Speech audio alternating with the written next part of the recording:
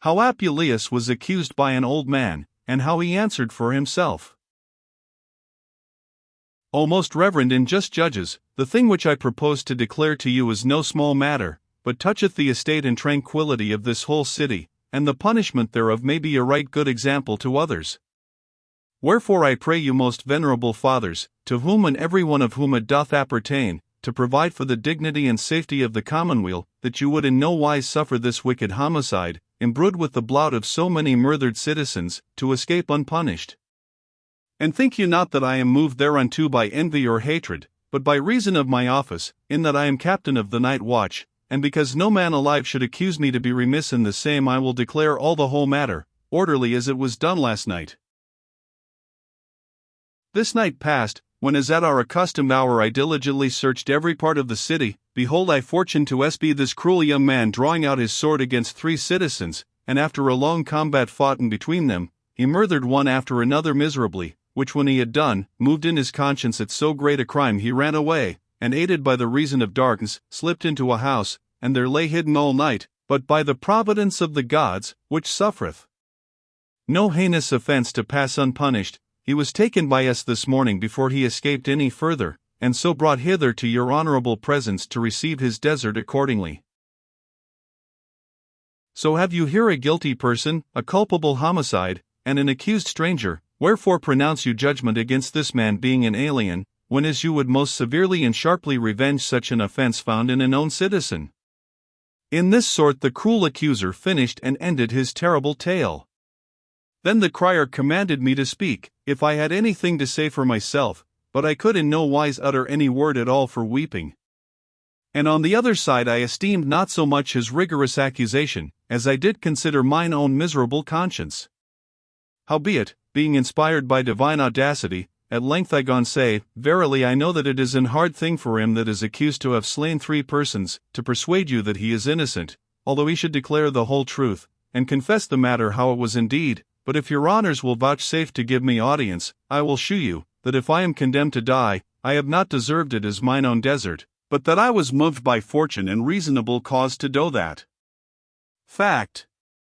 For returning somewhat late from supper yesternight, being well tippled with wine, which I will not deny, and approaching nigh to my common lodging, which was in the house of one Milo, a citizen of this city, I fortuned to espy 3 great thieves attempting to break down his walls and gates, and to open the locks to enter in. And when they had removed the doors out of the hooks, they consulted amongst themselves, how they would handle such as they found in the house. And one of them being of more courage, and of greater stature than the rest, spake unto his fellows and said, Tush, you are but boys, take men's hearts unto you, and let us enter into every part of the house, and such as we find asleep let us kill, and so by that means we shall escape without danger.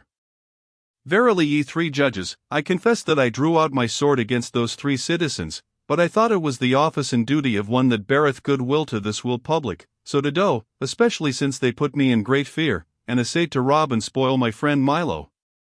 But when those cruel and terrible men would in no case run away, nor fear my naked sword, but boldly resist against me, I ran upon them and fought valiantly.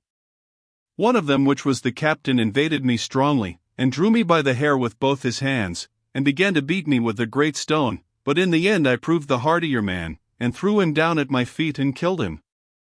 I took likewise the second that clasped me about the legs and bit me, and slew him also. And the third that came running violently against me, after that I had strucken him under the stomach, fell down dead.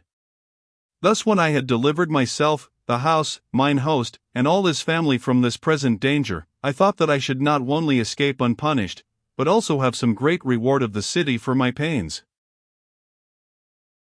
Moreover, I that have always been clear and unspotted of crime, and that have esteemed mine innocency above all the treasure of the world, can find no reasonable cause why upon mine accusation I should be condemned to die, since first I was moved to set upon the thieves by just occasion. Secondly, because there is none that can affirm that there hath been at any time either grudge or hatred between us. Thirdly, we were men mere strangers and of no acquaintance. Last of all, no man can prove that I committed that fact for lucre or gain. When I had ended my words in this sort, behold, I wept again piteously, and holding up my hands I prayed all the people by the mercy of the commonweal and for the love of my poor infants and children, to shew me some pity and favour. And when their hearts were somewhat relented and moved by my lamentable tears, I called all the gods to witness that I was unguilty of the crime, and so to their divine providence, I committed my present estate. But turning myself again, I perceived that all the people laughed exceedingly, and especially my good friend and host Milo. Then thought I with myself, alas, where is faith? Where is remorse of conscience?